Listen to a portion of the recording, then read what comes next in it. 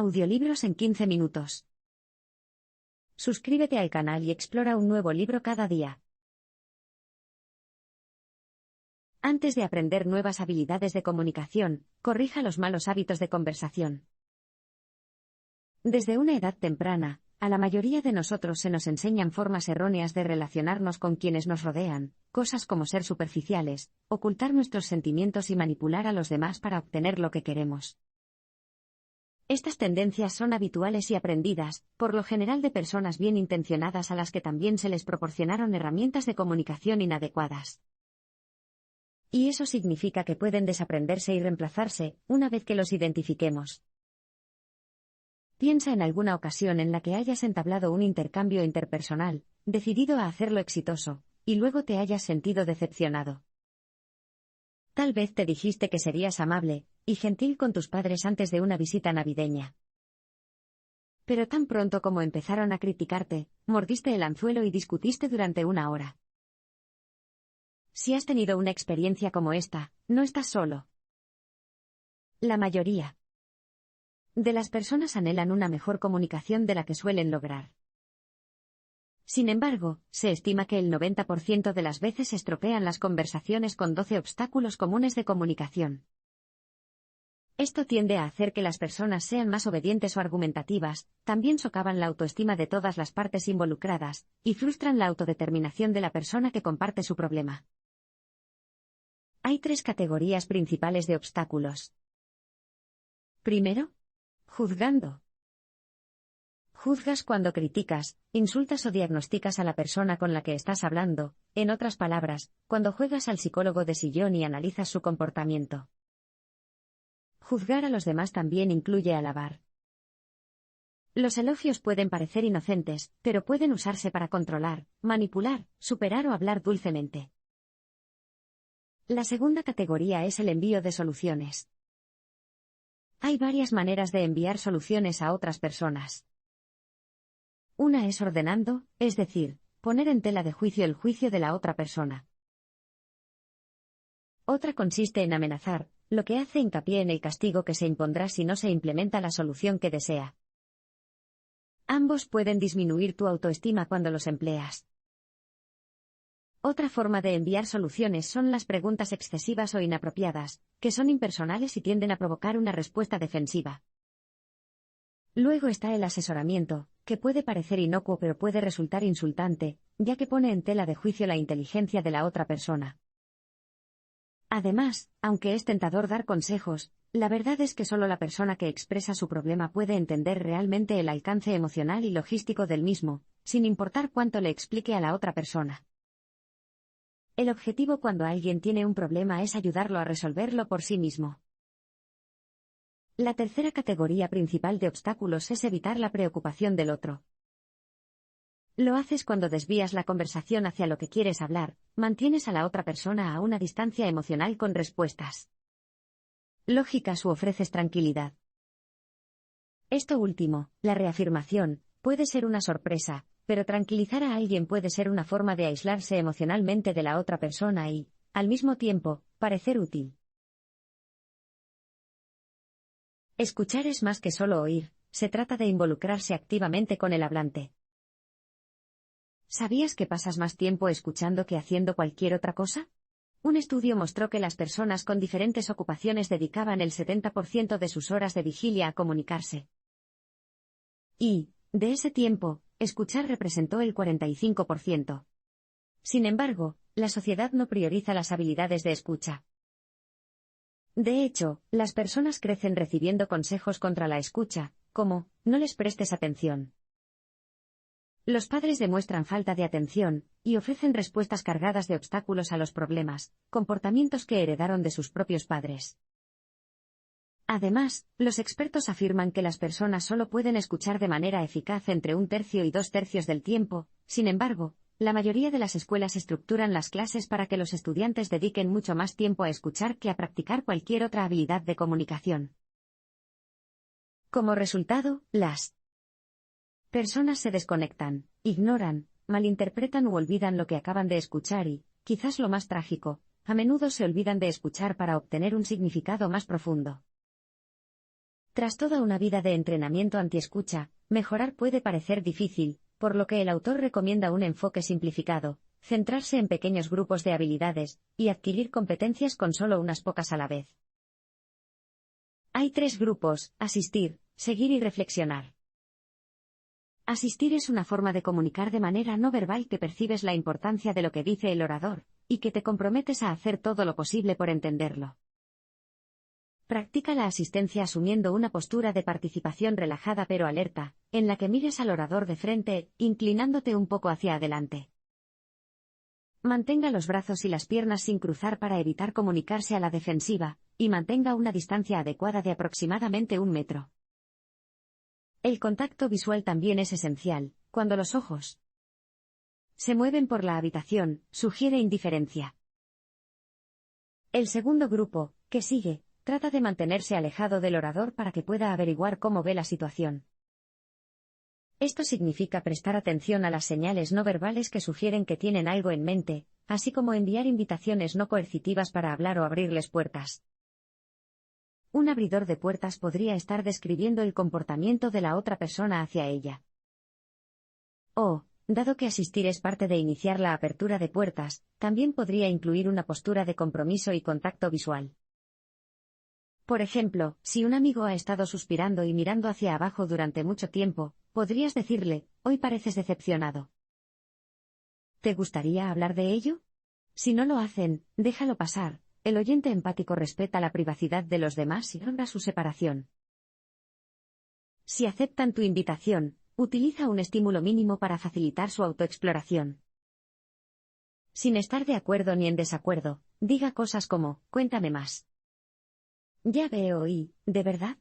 No sigas con preguntas cerradas, que solo invitan a una respuesta breve y específica.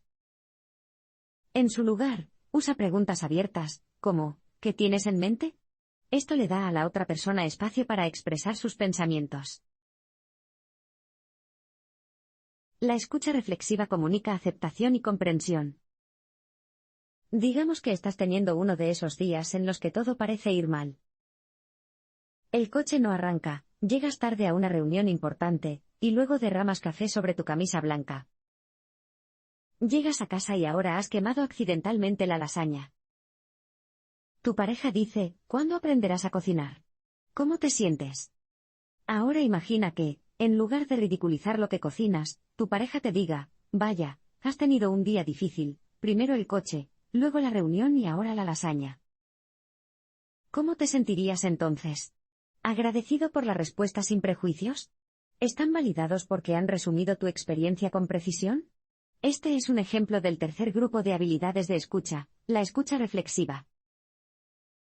Practica la escucha reflexiva cuando exhibe las siguientes habilidades de escucha: parafrasear, reflejar sentimientos, reflejar el significado y reflexión sumativa.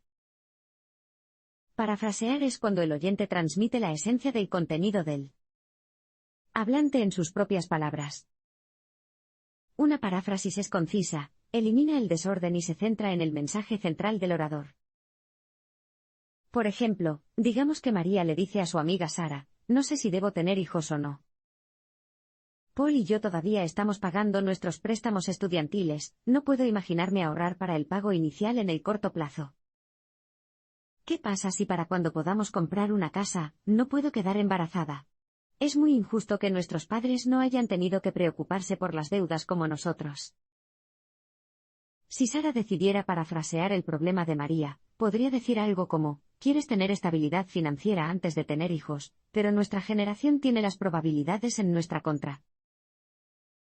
Reflejar los sentimientos, por otro lado, es cuando el oyente transmite el quid emocional del mensaje del hablante. El hablante puede estar experimentando muchas emociones, pero mientras habla, el oyente trata de determinar cuál es la principal. Esto ayuda al hablante a darse cuenta de sus verdaderos sentimientos acerca del problema, lo que puede ayudarlo a avanzar hacia una solución. Si Sara eligió reflejar los sentimientos de María, podría añadir que María parecía preocupada y frustrada. Reflejar el significado es cuando el oyente combina los sentimientos y los hechos que ha aprendido del mensaje del hablante y proporciona una respuesta sucinta. Si Sara practicara reflejar el significado, podría decir: Te preocupa no ser tan estable desde el punto de vista financiero como te gustaría tener antes de tener hijos, y te frustra que nuestra generación tenga las probabilidades en nuestra contra. Por último, una reflexión sumativa consiste en reafirmar brevemente los temas y sentimientos principales de una conversación más larga. El oyente une los fragmentos más importantes de la conversación, lo que permite al hablante alejarse y comprenderse a sí mismo con mayor claridad. Practica una confrontación sana enviando mensajes de afirmación en 3 partes. Ser capaz de escuchar con eficacia es muy importante, pero no lo es todo. Las relaciones vitales se sustentan mediante un equilibrio complementario entre la escucha y otra forma de comunicación, la afirmación. Si la escucha efectiva puede describirse como ofrecer comprensión y aceptación a otra persona, afirmar es cuando revelas tus propias necesidades, emociones y deseos. La afirmación abarca tanto la defensa de su espacio personal como el impacto en otras personas, y en la sociedad de manera no destructiva. Cada individuo tiene un espacio personal, un territorio físico, psicológico y orientado a los valores que deben defender. Al mismo tiempo, tienen una necesidad psicológica de impactar en el mundo. Esta es la manera no agresiva y nutritiva en la que las personas se acercan unas a otras, establecen relaciones y dan y reciben amor. Otra forma de ver la afirmación es verla en medio de un continuo entre la sumisión y la agresión. Una persona que actúa principalmente de manera sumisa tiende a evitar los conflictos, mientras que una persona que actúa principalmente de manera agresiva busca y asegura sus deseos y necesidades a expensas de los demás. Tanto la sumisión como la agresión interfieren con su capacidad para forjar relaciones íntimas. Las emociones reprimidas de la persona sumisa generan resentimiento hacia las personas por las que se ha sacrificado. La sumisión también puede provocar depresión, ansiedad, baja autoestima, migrañas, fatiga crónica, hipertensión y más. El comportamiento agresivo siembra miedo y desconfianza, y la persona agresiva tiende a hacerse enemigos y a alienarse. ¿La mejor opción? Afirmación. La afirmación permite a las personas asumir la responsabilidad de sus propias vidas y dejar de apoyarse en un comportamiento disfuncional en un intento de satisfacer sus necesidades. La afirmación también ayuda a las personas a darse cuenta y satisfacer las necesidades de los demás, lo que promueve la intimidad y conduce a relaciones satisfactorias. Como era de esperar, las personas asertivas tienden a sentirse bien consigo mismas. Para empezar a practicar la comunicación asertiva, comienza a enviar mensajes de afirmación en 3 partes. La primera parte de este tipo de mensaje debe incluir una descripción objetiva, específica y sin prejuicios del comportamiento que le estás pidiendo a la otra persona que cambie. Así que, en lugar de decir cuando no te esfuerzas por la casa, puedes probar cuando no limpias tus residuos en la cocina. La segunda parte consiste en compartir tus sentimientos, por ejemplo, me siento molesto. Por último, aclare exactamente cómo le afecta el comportamiento de la otra persona. Podría sonar algo así como porque me cuesta más trabajo antes de empezar a cocinar. Los principiantes solo deben enviar un mensaje de afirmación en 3 partes si su mensaje cumple con los siguientes criterios. Es muy probable que sea eficaz. Hay un bajo riesgo de violar el espacio de la otra persona, hay pocas probabilidades de que disminuya la autoestima de la otra persona, y es poco probable que la otra persona responda de manera tan defensiva que perjudique la relación. El autor también recomienda que los principiantes escriban sus mensajes de afirmación antes de entregarlos verbalmente. Si bien no es ético intentar cambiar el comportamiento de otra persona, cuando alguien está violando tu espacio, tienes derecho a enfrentarte a esa persona. Defenderse de esta manera no es manipulador ni controlador, sino establecer límites razonables. Cuando las personas respondan a la defensiva, utilice el proceso de afirmación de 6 pasos. Incluso si has escrito y entregado tu mensaje de afirmación con el máximo respeto, es probable que la otra persona se ponga a la defensiva. Pero esta es una tendencia humana normal. Después de todo, es incómodo saber que has afectado negativamente la vida de alguien. Tenga en cuenta también que la actitud defensiva tiende a desencadenar la actitud defensiva. Eso significa que, inesperadamente, podrías sentirte hostil, pero trata de no actuar en función de ese sentimiento. Es fácil que un intento de afirmación se convierta en un intercambio defensivo entre dos personas. Cuando eso sucede, las necesidades de quien afirma la afirmación a menudo quedan insatisfechas, y la autoestima de ambas personas se ve afectada. La habilidad de enviar mensajes de afirmación efectivos, entonces, no consiste solo en transmitir el mensaje. También incluye abordar las respuestas defensivas. El autor descubrió que un proceso de afirmación de 6 pasos tiende a producir resultados más exitosos que simplemente enviar un mensaje de afirmación. El primer paso es escribir el mensaje de afirmación por adelantado, asegurándose de que sea breve, apropiado y sin culpar a nadie. Pregúntate si has construido una base de confianza con la otra persona. Puede que este no sea siempre el caso, pero es más probable que un mensaje de afirmación enviado antes de establecer la confianza afecte negativamente a la motivación. Al principio del entrenamiento de aserción, es importante elegir situaciones en las que es probable que tengas éxito. Luego puedes avanzar hacia afirmaciones más difíciles. Cuando llegue el momento de enviar el mensaje, no entable conversaciones triviales. El segundo paso es ponerse manos a la obra. Su lenguaje corporal debe demostrar seriedad, pero también respeto, por la otra persona. Una vez que hayas enviado tu mensaje de afirmación conciso y respetuoso, deja de hacerlo. Ese es el tercer paso. Dale a la otra persona un momento de silencio para que piense en lo que dijiste. Deje que expresen su actitud defensiva. A continuación, es el momento del cuarto paso, practicar la escucha reflexiva. Cuando la actitud defensiva se refleja con respeto, normalmente disminuye. Puede descubrir que la otra persona tiene una necesidad fuerte que entra en conflicto con la suya. En ese caso, puedes cambiar a la resolución colaborativa de problemas, que veremos en el siguiente parpadeo. Después de completar los 4 primeros pasos, estará listo para el paso 5, repetir el proceso nuevamente. Por lo general, se necesitan de 3 a 10 ciclos antes de que la otra persona realmente comprenda, y esté dispuesta a encontrar una manera de satisfacer sus necesidades. La afirmación efectiva requiere un ritmo equilibrado de afirmación y reflexión. Este cambio de roles es la habilidad de comunicación más exigente que enseña el autor.